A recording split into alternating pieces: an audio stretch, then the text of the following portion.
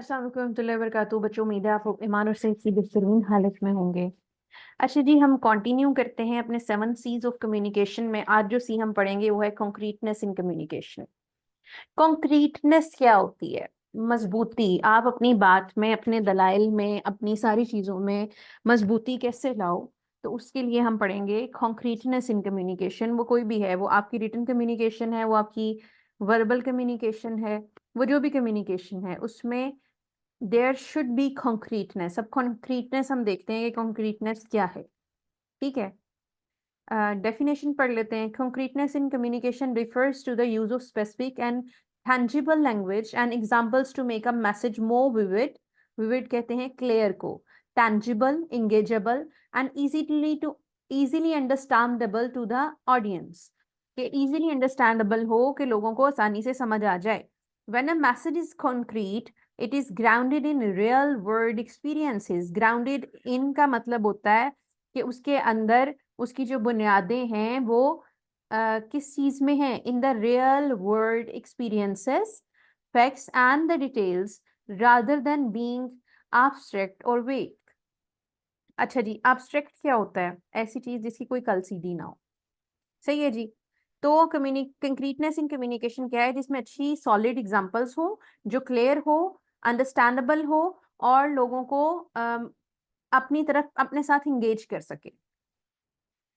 Specific language होनी चाहिए। अच्छा जी, देखें, हर चीज जो है, मेरी एक किताब भी है जिसकी बाकी सीरीज भी आएगी, कि वो है handbook to journalism and media.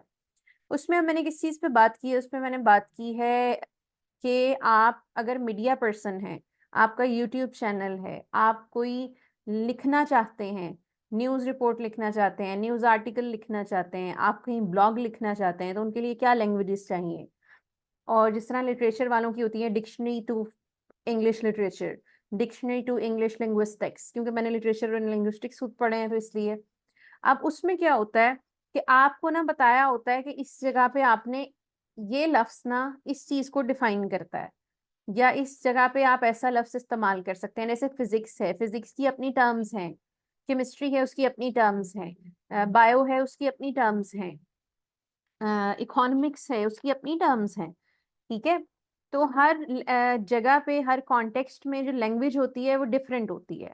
Show कॉन्क्रीटनेस क्या कहती है कि आप जिस जगह पे बात कर रहे हैं या जिस बारे में बात कर रहे हैं, तो उसकी प्रिसाइज और स्पेसिफिक लैंग्वेज इस्तेमाल करें ताकि उसके कॉन्सेप्ट्स या एक्सपीरियंसेस लोगों को समझ आ सकें। जनरल टर्म्स यूज ना करें। ठीक है, देखो, for example, a lot of people attended the event. अब ये एक नॉर्मल स्टेटमेंट है।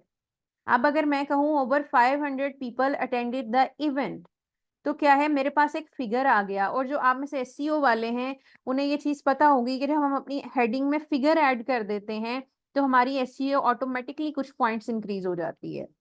ठीक है, तो बजाय इसके कि मैं कहूँ बहुत सारे लोगों ने ना सेमिनार अटेंड किया, अगर मैं ये कहूँ सेमिनार में 500 से ज्यादा लोग थे, तो एक बड़ी रिजिड सी स्टेटमेंट आ जाती है और एक विविड स्टेटमेंट आ जाती है, एक ऑथेंटिसिटी का फैक्टर आ जाता है। ठीक है। अच्छा जी, विविड इमेजरी क्या है? देखो, कॉन्क्रीटनेस में हम कहते हैं कि आप सेंसरी एक्सपीरियंसेस को डिस्क्राइब करें। सेंसरी एक्सपीरियंस कौन से होते हैं? Sight, sound, smell, taste, texture या टच की जो सेंस है, जो हमारी 5 सेंसेस हैं, देखना, सुनना, सूंघना, चखना और किसी चीज को टच करना या छूना, उनके एक्सपीरियंसेस को आप जो है उसे डिफाइन करें, उसे ऐड करें अंदर, ताकि आपकी बात जो है वो किस तरह, किस इन्वायरमेंट में हो रही थी, क्या कोई चीज जो थी उसका जायका कैसा था, कोई कैसा दिख रहा था। फॉर एग्जाम्पल, आपने कहा जी कि सनसेट वॉज ब्यूटिफुल। अब अगर आप कहो the sky was painted with vibrant shades of orange and pink as the sun dipped below the horizon, तो कितनी खूबसूरत बात लग रही है। The sunset is beautiful, sunset is nice. Rather मैं कहूँ the sky was painted with the vibrant shades of orange and pink as the sun dipped below the horizon, कितना अच्छा लगता है। तो ये क्या है, ये विविड इमेजरी है कि हमारी सुनने वाला सोचता रह जाए, वो अपने ज़हन में एक तस्वीर बना ले कि अच्छा यार ये चीज़ ऐसी थी। ठीक है? एग्ज़ाम्पल्स हों, एनालॉजीज़ हों, कैसे भई? देखो जब आप किसी बात को डिस्क्राइब कर रहे होते हैं, तो आप उसके साथ की एग्ज़ाम्पल दें ना रियल वर्ल्ड से, तो लोगों की फ़ैमिलियर सिचुएशन से। तो इससे क्या होता है, अंडरस्टैंडिंग और उनकी अटेंशन ग्रैबिंग का स्पैन बढ़ जाता है।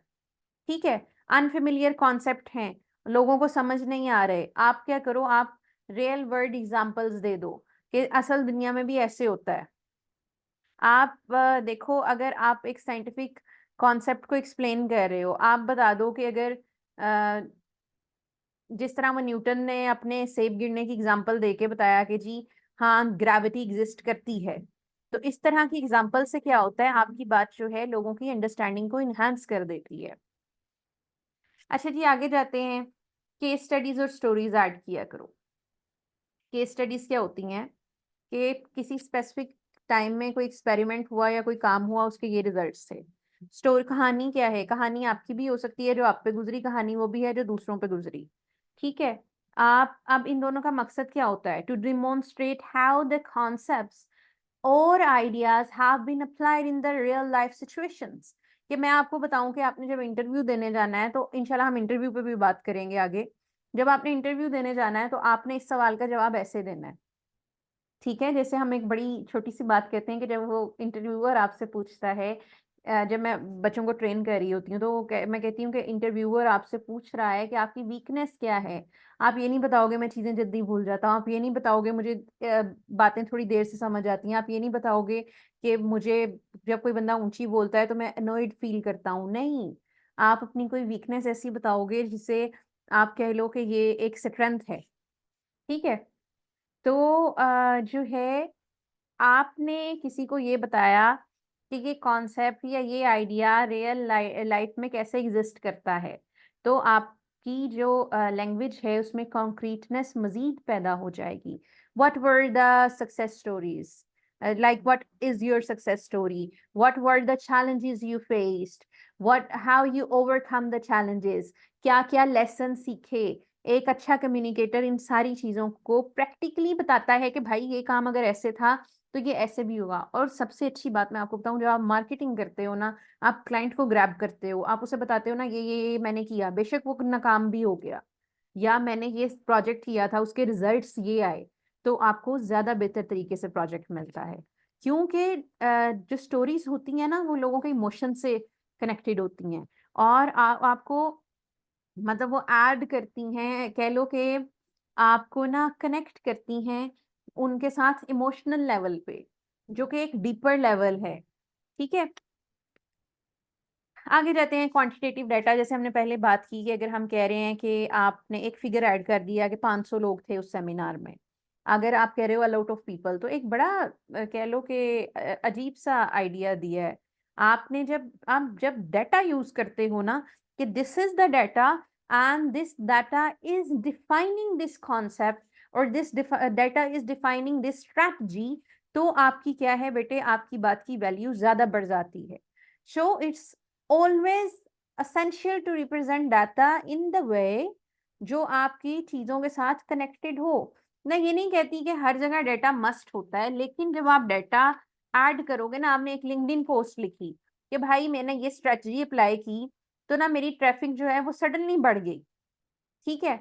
दूसरी पोस्ट आपने लिखी, when I implemented semantic SEO in my blog, the audience या the viewers or the readers increased up to 1.5K या up to 1500 people।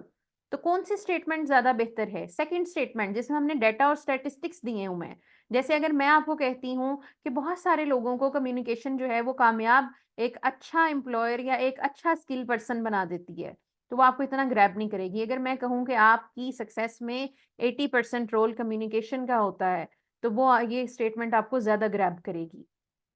क्यों? क्योंकि इसमें एक फैक्ट दिया हुआ है, एक ऐसी बात जो कि रिसर्च बेस्ड है, प्रूवन है, वो दी गई है। ठीक है? तो हमारे जो लोग हैं वो सेकंड, आपकी जो हमारी सेकंड एग्जांपल है सारी चीज़ों की, उससे ज़्यादा उस पे फ़ोकस करेंगे। क्यों? क्योंकि उसमें क्वांटिटेटिव डाटा दिया गया है। क्लैरिटी एंड प्रिसिजन हो, फालतू चीज़ें निकाल दो, मैसेज क्लियर हो, अंडरस्टूड हो, समझ हो जाए। और कंक्रीट लैंग्वेज में आप थोड़ा-सा अगले बंदे को जगह भी देते हो कि अगर वो आपसे कोई सवाल पूछे या कोई उसे मिसअंडरस्टैंडिंग हो तो वो उसका जवाब दे। So there should be a little room for audience to question what you are defining. अब जिस तरह बहुत सारी चीज़ें मैं आपको कहती हूँ कि छोड़ दें, लाइक आपको सॉरी मैं कहती हूँ बार-बार सवाल पूछें, तो उसका क्या मकसद होता है कि आपने अगर कोई चीज़ आपको समझ नहीं आ रही and really I really want कि मैं अगर कोई एक गैप छोड़ जाती हूँ ना, तो आप उस गैप के बारे में सवाल करो मेरे से आके, कि ये डिटेल जो है, ये मैम आपने क्यों छोड़ी? या ये लफ्ज़ लिखा हुआ था स्लाइड पे, तो ये लफ्ज़ आपने क्यों छोड़ा? तो मैं चाहती हूँ वो क्वेश्चंस आप लोग वहीं वीडियो के नीचे करो, ताकि अगर किसी दूसरे का के लिए भी वो क्वेश्चन जो हो वो हेल्पफुल हो। अच्छा जी, आगे जाते हैं। सो इन द कंक्लूजन, हमारी कंक्रीटनेस क्या है? कंक्रीटनेस है कि आपने स्पेसिफिक लैंग्वेज यूज़ की हो, एग्ज़ाम्पल्स यूज़ की हों, एनालॉजीज़ यूज़ की हों, डाटा यूज़ किया हो, ताकि आपका मैसेज जो है वो मोर अंडरस्टैंडेबल हो जाए। तो क्या है, इसका फ़ायदा क्या होता है? स्पीकर्स और राइटर्स की क्लैरिटी इन्हांस होती है, आपकी एंगेजमेंट इन्हांस होती है, आपकी कंप्रीहेंशन स्किल्स बेहतर हो जाती हैं और आपको अपना कम्युनिकेशन ऑब्जेक्टिव जो है वो समझ में आ जाता है। That's all for this lecture. अब आपका जो भी सवाल हो, किस भी बारे में है, बेशक स्टूपिड क्वेश्चन भी है, you are very welcome to ask in the comment. Comment करो, पूछो मुझसे, समझो, और इंशाल्लाह जो है हम इसके बाद अपना लास्ट सी पढ़ेंगे नेक्स्ट क्लास में, और हमारी 7 सीज ऑफ कम्युनिकेशन की लैंग्वेज के 7 पिलर्स की जो वीडियो है, सॉरी जो प्लेलिस्ट है, वो ख़त्म हो जाएगी। लेकिन जब भी कुछ लिखने बैठो, बट आई विल सजेस्ट कि ये सारी वीडियोज़ जो हैं, ये सारे जो कॉन्सेप्ट्स हैं, इन्हें बेहतर तरीके से समझो और मुझसे सवाल करो। Alright student, that's all for today. Thank you so much. अस्सलाम वालेकुम।